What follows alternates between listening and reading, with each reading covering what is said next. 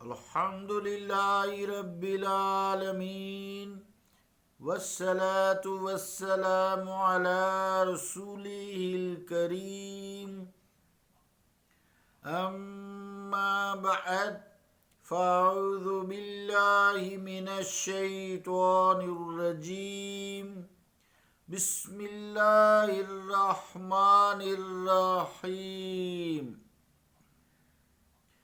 يا أيتها النفس المطمئنة ارجعي إلى ربك راضية مرضية صدق اللہ العظیم۔ واجب الاحترام سامعین، السلام علیکم ورحمۃ اللہ وبرکاتہ۔ سورۃ الفجر کی آیات تلاوت کرنے کی سعادت حاصل کی۔ ان آیات کا ترجمہ یوں ہے: اے نفس مطمئن، لوٹا اپنے رب کی طرف اس حال میں کہ وہ تجھ سے راضی اور تو اس سے راضی۔ اللہ کا قول سچا ہے جو بڑی ہی عظمت والا ہے۔ عزیزان گرامی قدر، نفس مطمئن چوتھا نفس علماء خیر کے نزدیک ہے انسان کے جسم میں۔ پہلا نفس جو ہے ہم نے پڑھا نفس امارہ، جو گناہ کا حکم دیتا ہے۔ انسان سے جب گناہ ہو جاتا ہے، اگلا نفس نفس لوامہ ہے، ملامت کرنے والا نفس جو شرمندگی پیدا کرتا ہے۔ وہ متحرک ہو جاتا ہے کہ تجھ سے غلطی ہوئی ہے، انسان توبہ طائب کرتا ہے۔ تیسرا نفس ہے جب ان دو نفسوں سے انسان نکل آتا ہے، قابو پا لیتا ہے، تو تیسرا نفس جو ہم نے اس سے پہلے کیا تھا 40 دن کے لیے، سارے 40 دن کے لیے، وہ نفس ملہمہ کیا تھا۔ یہ سارے قرآن مجید کے الفاظ ہیں، تو اس کا مطلب ہے نیکی۔ یہ نفس جب متحرک ہو جاتا ہے تو انسان کا رجحان نیکی کی طرف ہو جاتا ہے۔ آج 40 دن کے بعد ہم نے پھر چوتھا نفس شروع کیا۔ یہ جب انسان بری خصلتوں یعنی نفس امارہ سے پاک ہو جاتا ہے، پاک صاف اس کا قلب ہو جاتا ہے، نیک اور پاکیزہ خصائل سے وہ متصف ہو جاتا ہے، اور اللہ تعالیٰ سے بارگاہ الہی میں اس کا ایک تعلق، ایک ربط، ایک تسلسل قائم ہو جاتا ہے، پھر وہ حالت اطمینان پر آ جاتا ہے۔ اسی وجہ سے اس نفس کو نفس مطمئنہ کہا گیا ہے۔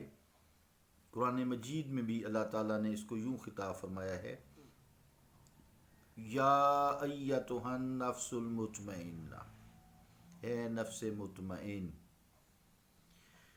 تو نفس مطمئنہ جو ہے یہ اولیاء اللہ کا نفس ہے، سارے انبیاء میں ہوتا ہے۔ نفس امارہ تو ان میں ہوتے ہی نہیں ہے۔ پھر نفس لوامہ کا کیا کام کہ جب گناہ ہوتا ہی نہیں، معصوم ہیں، تو نیکیوں کی طرف ملہمہ سے ان کا نفس سٹارٹ ہوتا ہے اور مطمئن ہوتا ہے، ان کا نفس رہتا ہی مطمئن ہے انبیاء کا۔ پھر جو اللہ تعالیٰ کے دوست، جن کو اللہ تعالیٰ اپنا دوست کہتا ہے، الا ان اولیاء اللہ لا خوف علیہم ولا هم یحزنون، یہ نفس مطمئنہ ان میں حاصل ہو جاتا ہے۔ پھر یہ سمجھ لیں ولایت صغریٰ ہے، چھوٹی ولایت ہے۔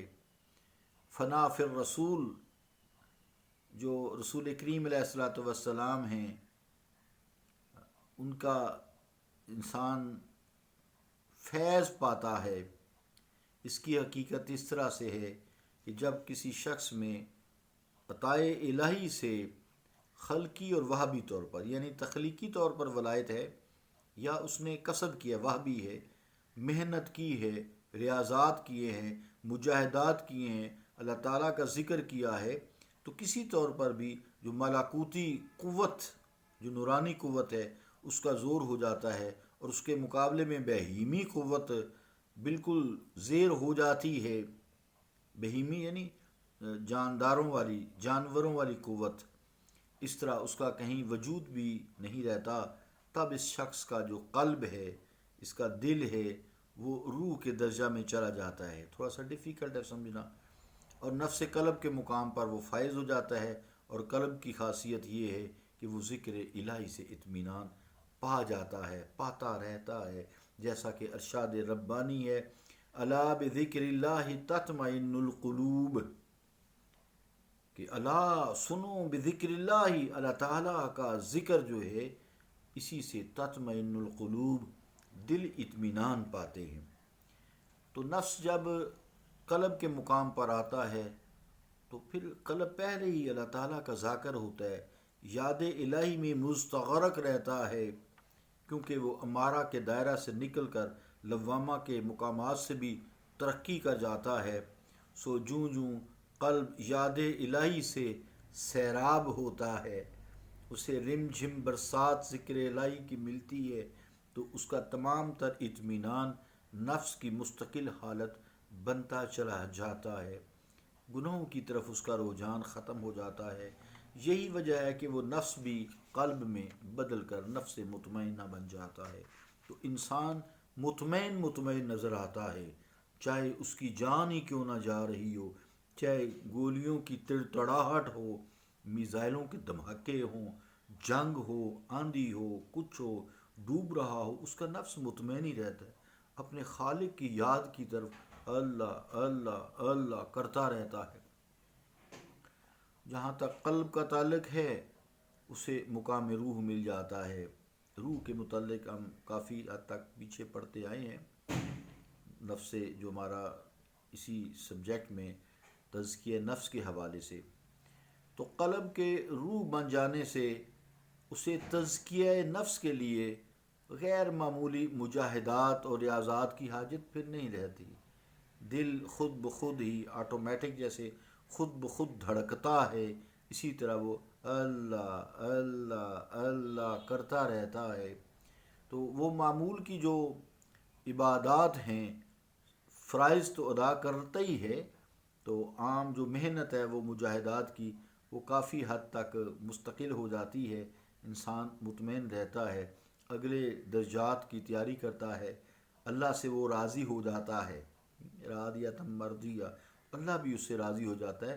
پھر ایک ندا اسے دی جاتی ہے، یا ایتھا النفس المطمئنہ، کہ اے نفس مطمئن، چل اپنے رب کی طرف، ارجعی الی ربی کی راضیۃ مرضیہ، یا ایتھا النفس المطمئنہ، اے نفس مطمئن، ارجعی، چل لوٹا، الی ربی کی راضیۃ مرضیہ، اپنے رب کی طرف، اس حال میں کہ وہ تجھ سے راضی اور تو اس سے راضی۔ خلاصہ یہ ہوا کہ نفس قلب بن جا گیا، قلب روح بن جاتا ہے، روح سر میں ایک راز میں بدل جاتی ہے۔ اس کے باعث اس پر اللہ تعالیٰ جو الہام کرتا ہے، عالم غیب کے علوم و معارف اور اسرار کا دروازہ ایک کھل جاتا ہے، تو اس طرح وہ عام طریقوں سے جو متداول طریقے ہیں ان سے ہٹ کر علوم و معارف، اسرار و رموز اور حقائق و لطائف کا ادراک اور حصول ہونے لگتا ہے۔ اسے پھر اتنی تعلیم کی ضرورت نہیں رہتی، اللہ تعالیٰ خود ہی اس کے دل میں باتیں ڈالتا جاتا ہے۔ فَأَلْهَمَهَا فُجُورَهَا وَتَقْوَاهَا، بس ہم الہام کرتے ہیں فسق و فجور کا اور تقویٰ کا، حق اور باطل میں اسے آرام سے فرق محسوس ہو جاتا ہے، آنکھ اس کی بتا دیتی ہے یہ یہاں تک باطل ہے، یہ یہاں تک باطل ہے، اور یہ یہاں تک حق ہے۔ معاشرہ ہو، چاہے دنیا ہو، چاہے کوئی اور چیز ہو، تو اس طرح یہ نفس مطمئن انسان کو مطمئن کر دیتا ہے۔ ان کے چہروں سے انسان جو اطمینان چھلکتا ہے، ان کے چہروں سے جو اطمینان کی سمیل آتی ہے، ایک رونق ہوتی ہے، ایک نور ہوتا ہے، وہ دوسرا انسان بھی دیکھ سکتا ہے۔ اللہ تعالیٰ کی مخلوق اس سے راضی رہتی ہے، اس کی رسپیکٹ کرتی ہے، اس کی عزت کرتی ہے، اس کے لیے دعائیں کرتی ہے، اس سے دعائیں کرواتی ہے۔ آئیے اگلا جو ہے اس کی صفات وغیرہ جو ہے اگلے کلپ میں چلاتے ہیں۔ صلی اللہ تعالیٰ علی رسول خیر خلقہ محمد وعلی آلہ و اصحابہ اجمعین برحمتک یا ارحم الراحمین.